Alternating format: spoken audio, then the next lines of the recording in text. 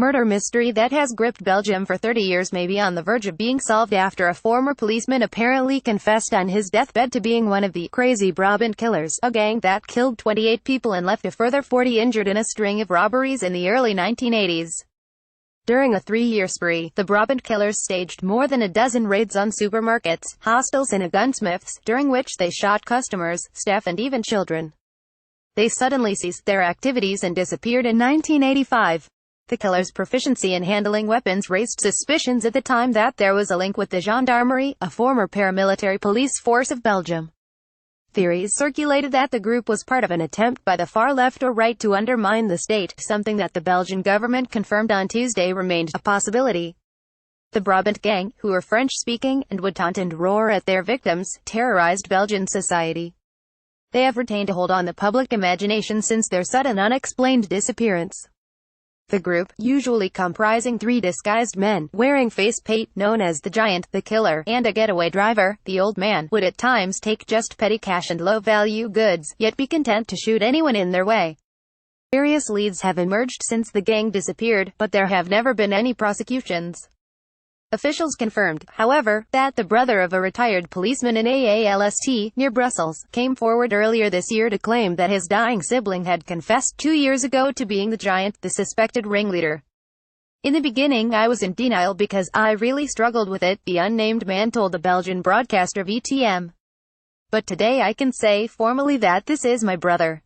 The body of a man killed during a holdup by the Brabant gang at a supermarket in Overijssel in 1985. Photograph of PGT images. The suspect, named as Christian Bonkowski, was dismissed from the Diane Group, an elite police commando unit, in 1981, it has been claimed.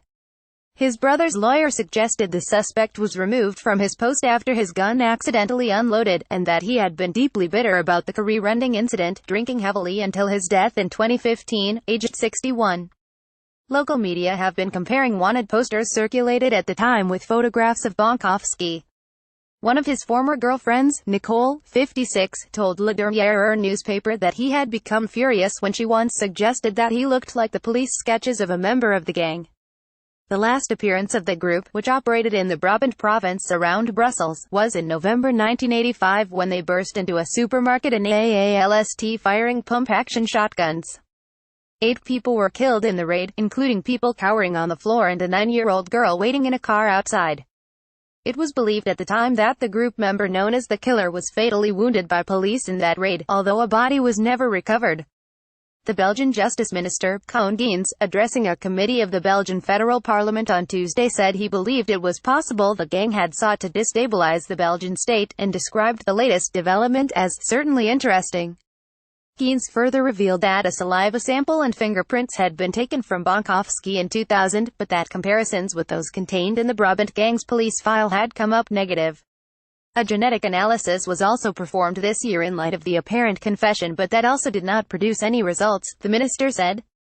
"It has become clear to me that a series of investigative strategies had not yielded any satisfactory results, that there have been attempts to manipulate the investigation, while the victims and their relatives have made me understand that they have not been sufficiently heard in the past," Geens told the committee. It is possible that the killings of Walloon Brabant also targeted the state. Ignacio de la Serna, the prosecutor general for the southern city of Mons, told the Agence France-Presse Newswire that the new information was being taken very seriously. He added, "There is now a big push to advance following these revelations." Patricia Finna, a daughter of one of the 28 people killed by the gang, described the news as the first really serious revelation in 30 years. She told Belgian media, "I really hope that this will lead to dismantling the rest of the gang, whether they are dead or not." Christian de Vacanier, the Liege public prosecutor, told reporters, "The investigators have received general and specific information from a family about participation in the facts of this former gendarme." One of the group's most infamous moments was in a grocery at Nivelles in 1983, when they murdered a couple at an all-night fuel station next door and then shot police officers arriving at the scene.